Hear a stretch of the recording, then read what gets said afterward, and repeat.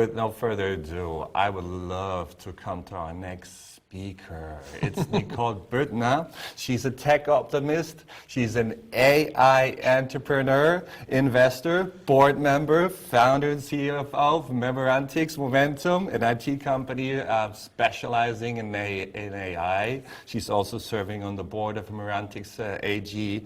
The company has been named the top 10 AI companies. She herself is from the World Economic Forum named the Digital Leader of Europe, has been named twice 40 under 40. And with no further ado, over to you, Nicole. Thanks for being here, being with us. Hi, Marcus. Thanks for the very warm introduction. And I know it's a high-pressure environment. I know Fabian well and his opinionated, passionate speeches. So I'll try to keep it as spicy and entertaining. And I hope that at this time you're still sort of bearing with me and well and awake. So wait, one thing. What we always want to ask: what fascinates you about AI? Yes. So I'm an economist by training, and basically I am just fascinated by the impact it has. I'm not a coder. I don't find the code beautiful or any of the technical stuff. For me, it only matters what it can do in the real world, and I'm really fascinated about application fields in healthcare, in education, in sustainability, in energy. That's what drives me. That's great, and we are all entrepreneurs, so a lot of us are business people, and that's why we would love to hear why large language models are changing the world. Over to you, and enjoy. Thank you very much. So, I mean, what I'm saying now, as you can imagine, the news flow is crazy. So what I'm saying now is really a snapshot of today, and tomorrow everything might be different. And I think that's one of the key messages I want to be sending today, and I'll make this point again and again. It's fast, and it's happening now, and so it's great that you're doing this this AI conference today. Of course, Bill Gates is kind of unimpressed by a lot of technology advancements, but he saw two things that struck him as revolutionary, right, in his lifetime. So coming from Bill Gates, I would say that's a pretty interesting statement. And the first was like being introduced to graphical user interface, which is the basis for Windows. And the second is basically OpenAI and GPT-3, just to give you an idea of, even in the tech world, how big or how revolutionary a thing this is. And I'm going to try to give a little bit of context. So basically, he gave OpenAI the challenge to train artificial intelligence, to train an AI to pass the biology exam, and he thought it was going to take years, and it actually finished it in a few months. And also on top of that, the model was able to answer questions that it was not explicitly trained for. So it could basically, he could even receive an answer, a thoughtful answer to the question, what do you say to a father with a sick child? Which is pretty interesting. And so I would say, it's very much revolutionary as the mobile phone and the internet, but I guess you know that's why you're here. What are large language models? I'm going to give you I'm not a coder, so this is going to be very non-technical. Excuse all the technical people here, but I guess for the benefit of the wider audience. So what is a large language model? It's a general purpose NLP model based on deep learning. And basically what it means, it's trained on billions of parameters, so very, very large amounts of data. You can just scrape the internet, and trained it on trillions of words. And you can also imagine the text body it's trained on is pretty representative of what's going on the internet. It's a lot of English language, some Chinese, some other languages, but largely English language models.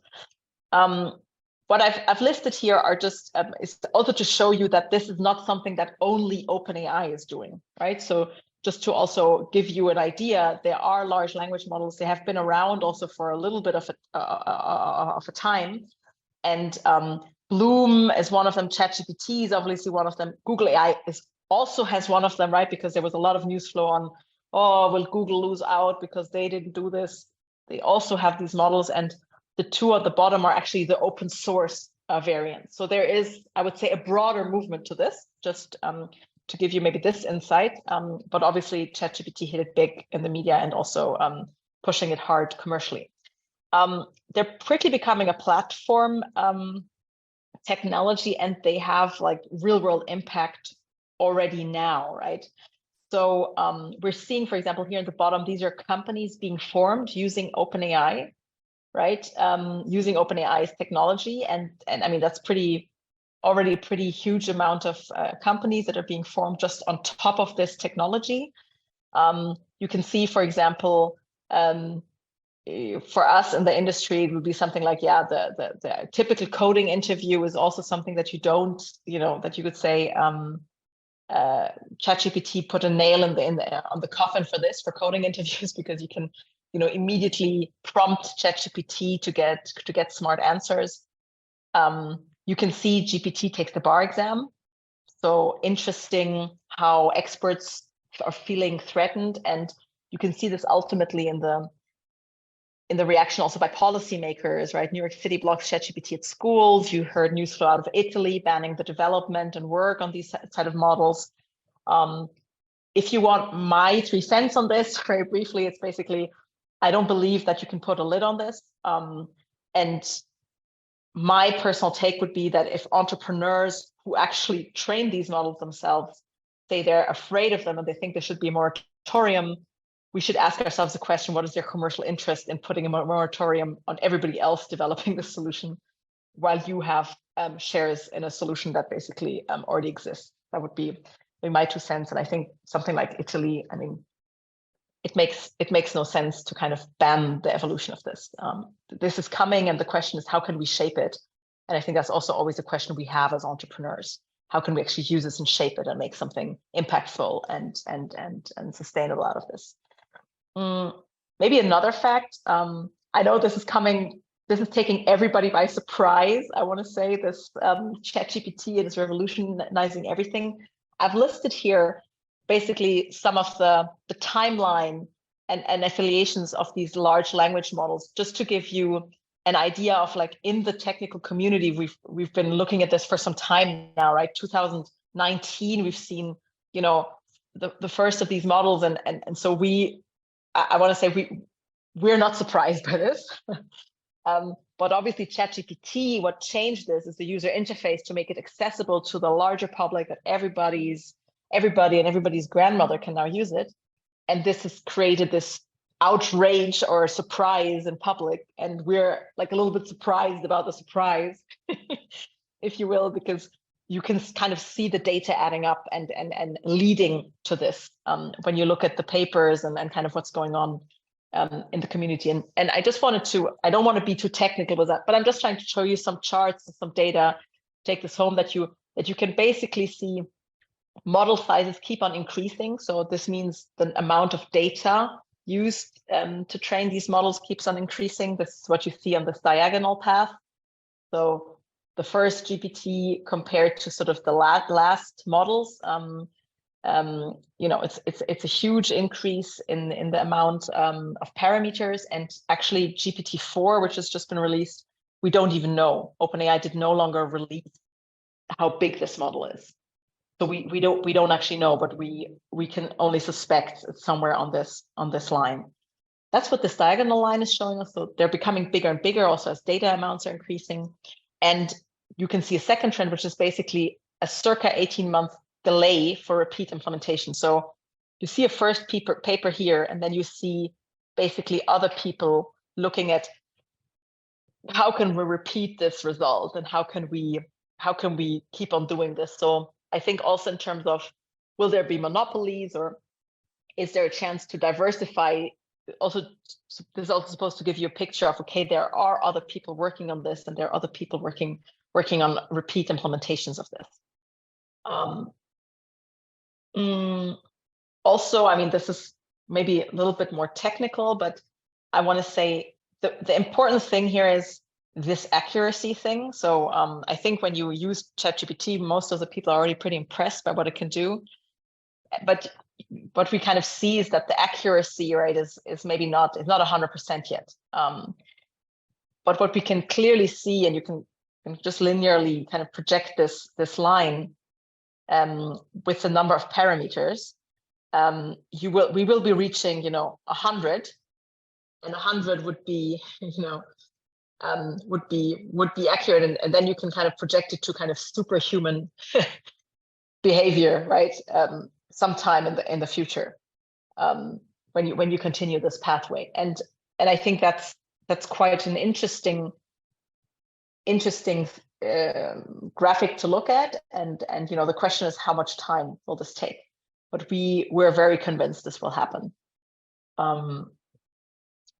Maybe a little bit towards the strategic assets. I mean, as an entrepreneur, I keep on thinking about, okay, what are now the strategic things we need to build up, we need to invest as a country, as a company, to kind of leverage these large models? What are the ingredients that go into it? One very important one, as I already mentioned, is sort of just the amount of parameters and the data that goes into it. So if you will, large language models are comparatively easy in terms of data accessibility. I mean, don't get me wrong, it's, you have to scrape all this data, but it's publicly available data. So you can ask yourself, in your industry, where do you have large amounts of data? Where is there this large amount of data? And this can become a really strategic asset in training these large models, potentially in other domains, right? Not necessarily replicating what ChatGPT is doing, but building new foundation models based on the same technology, but for example, on supply chain data, on creditworthiness data, on drug discovery data, and so on. The second ingredient is sort of infrastructure. So data and data assets are critical. The second one is infrastructure, and we see this reflected in a lot of political action. Chips, sort of the Chips Act, and chips and AI being declared critical infrastructure, I would say, is very telling and very revealing. And I mean, in Germany, speaking for Germany, as I'm based in Berlin, we're talking about basically roads, right?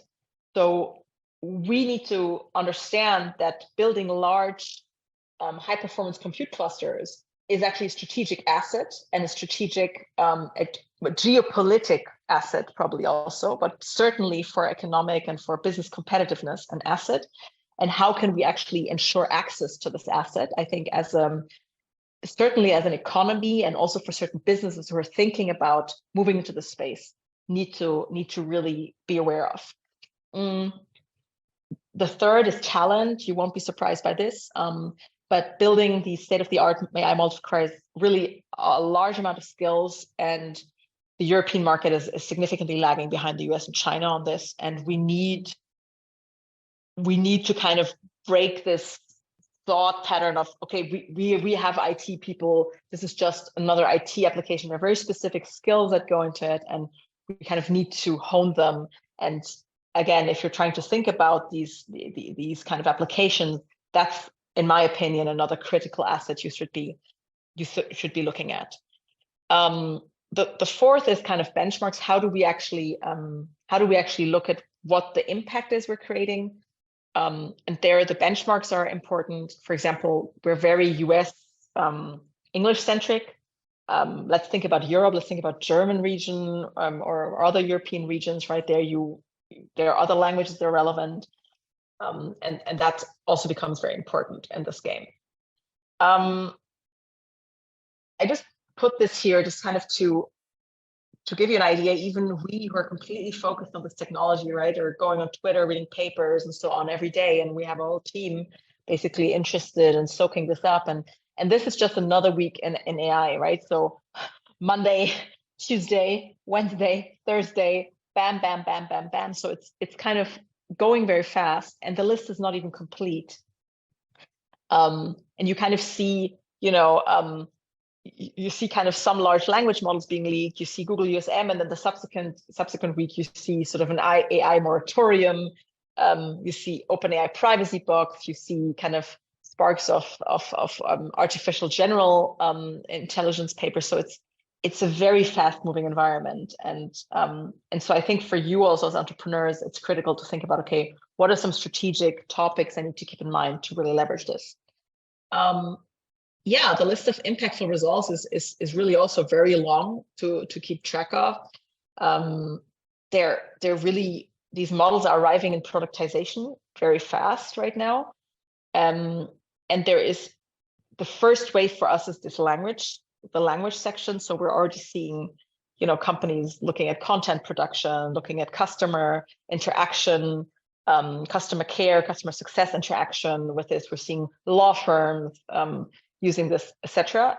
The second wave of foundation models we very clearly see is kind of coming up is computer vision, it's speech recognition. So building a model like this for reference, in the past world, you had to have people annotating an image physically, kind of understand to segment pixel by pixel an image, tell you what is a window, or an important use case for this is autonomous driving, for example.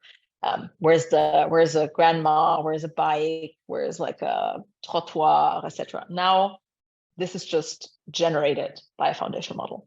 So a lot of companies who actually built this technology bespoke are just kind of wiped out because you can just use this technology, and it's even producing sometimes much better results.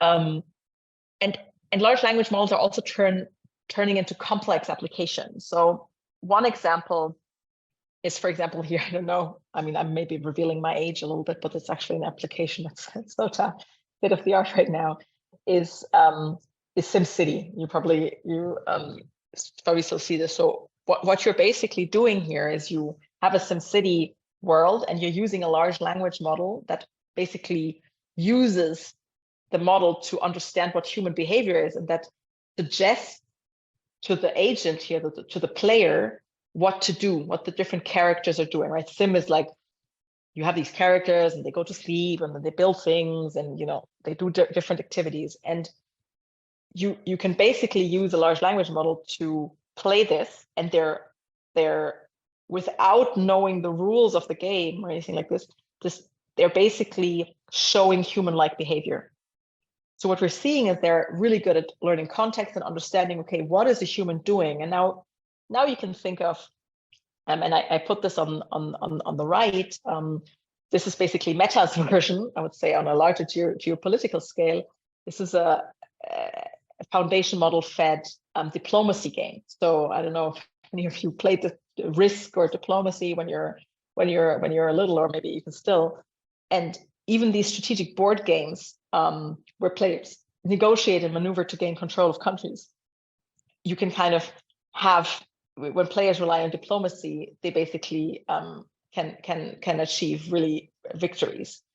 And that's interesting because that's also skill, and you can think of applications in the business world, negotiation games, country expansion plans. So you can think of, I would say, many business critical applications that come into reach when you think about an application layer of where is it relevant to simulate human behavior. For example, finally, maybe we'll be able to do some data and simulation-based economic policies, right?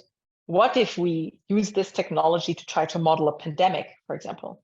What if we use this to try to model consumer behavior in certain sectors, flows in cities, etc.? So the application fields are quite interesting, and depending on which industry you're in, quite impactful. And you can think about, like, there are many more features that are being worked on right now. So a lot of the criticism that was sort of uttered with GPT-3, it's not correcting, it's not producing the correct output, it has bias, it can't use, for example, yet it didn't have access to, for example, the Ukraine war because it didn't have access to external knowledge. It had a cutoff in the data that was fed into the model that was prior to the Ukraine war, for example. So that's being worked on. I'm not saying it's being 100% resolved, and some of those risks stay there, but you have to imagine the evolution is so fast that those things, already in GPT-4 are drastically reduced, and you can just project the speed of evolution. And here I just brought an example of a law firm because we're interacting at the moment also with some law firms. If you think of the combination of OpenAI and ChatGPT and GPT-4, and then think, okay, GPT can actually take the bar exam. and pass it, and you are a law firm. I took Simmons and Simmons, no advertising intended.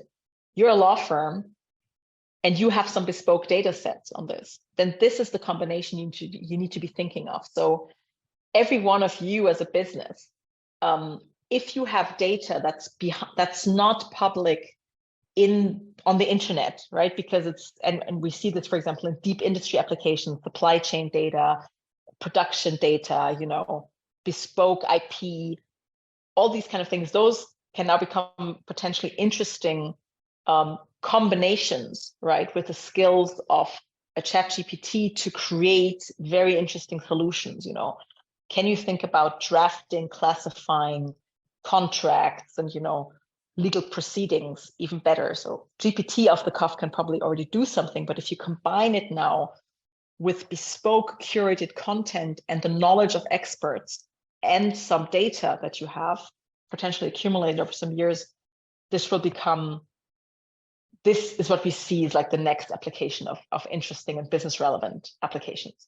So, maybe to sum it up a little bit, we have like the past 10 years in AI created insights through pattern recognition, right? We had basically, finding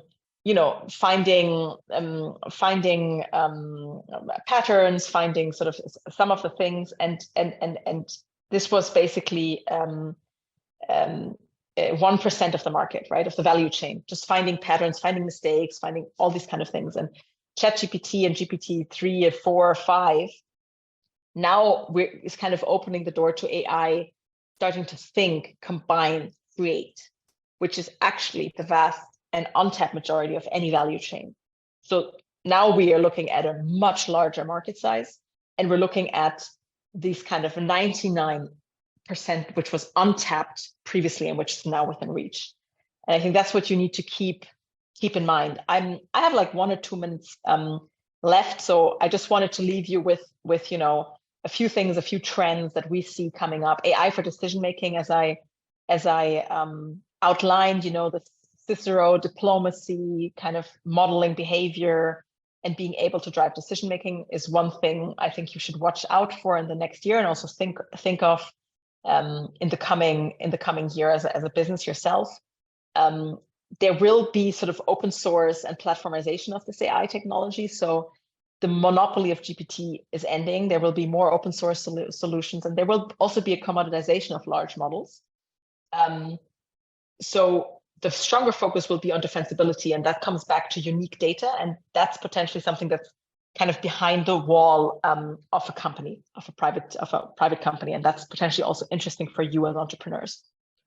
Interaction-based design is hugely important. So the current AI models generate output based on instruction, and this requires new model design. And these smart interfaces will make it more easy also to implement these solutions in your company, and make it easier for also, your employees or teams to actually accept these solutions, and very key for productivity.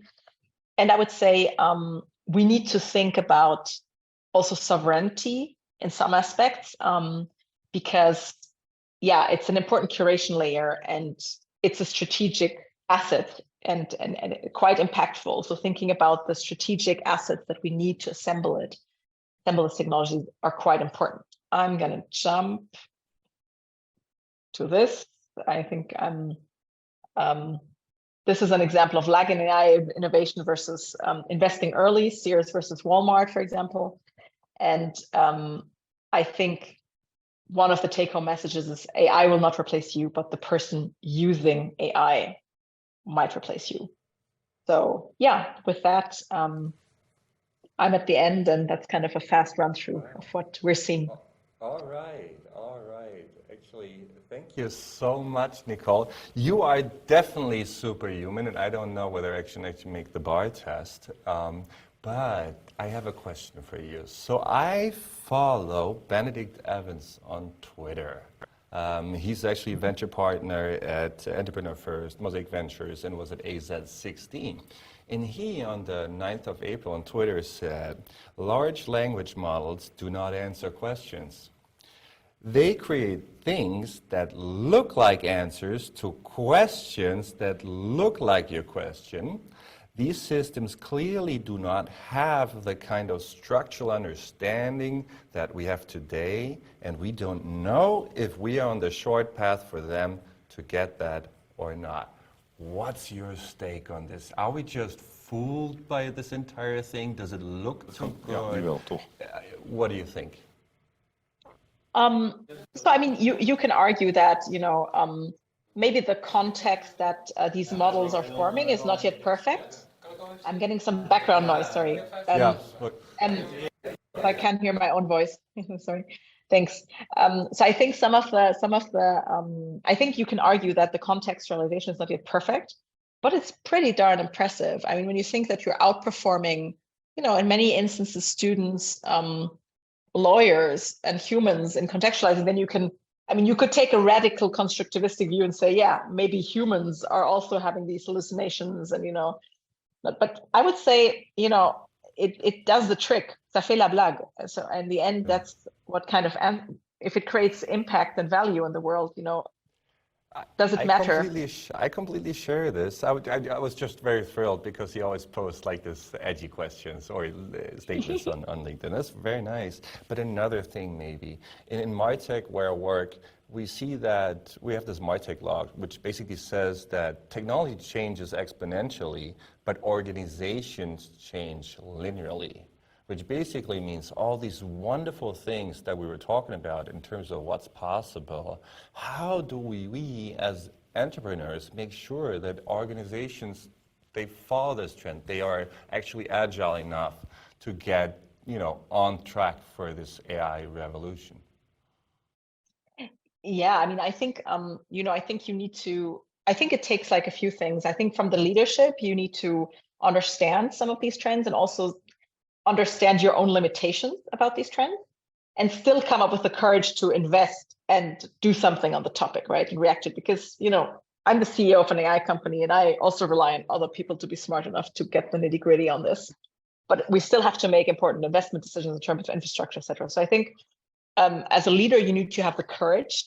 I think a second thing that people are actually worried about is values and the human factor. I mean, it's just kind of a huge thing. So I think you need to be credible in your organization, to have the trust of your organization that you're doing this truly, to empower people and to increase the company's reach. And then you need also methodology to increase results. So be business driven, look at business impact, align it with other strategic goals. I mean, you have to give it a purpose.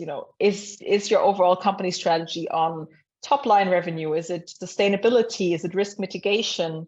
You have to align it with some other strategic goals, so people kind of not just like, okay, we're doing something tech, so we do something tech.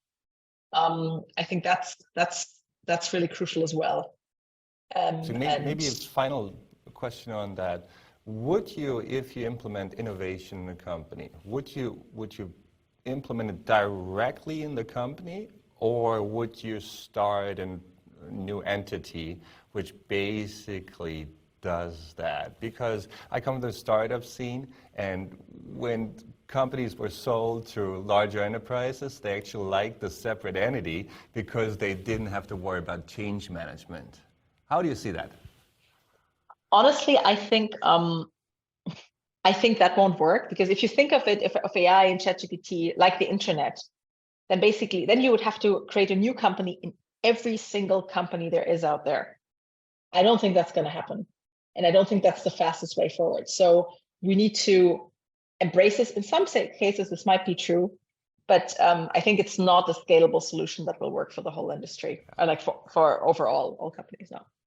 Yes, wonderful. So maybe we ask everyone for a last final sentence for us to take away. What would it be? What comes into your mind? As I said, you need to make clear in your organizations, this technology is not coming to replace you as people. The technology is not going to replace you, but other people who understand and embrace and use this technology, they will displace you and your business. Nothing left to say. Thank you so much, Nicole, for joining, contributing. We loved your talk. And again, we will, everybody can connect you on LinkedIn. You are Please do. out there. Please do so. I could talk with you for hours, but unfortunately moved over to the next topic. So thanks again, Nicole. Thanks. All the best, and see you soon.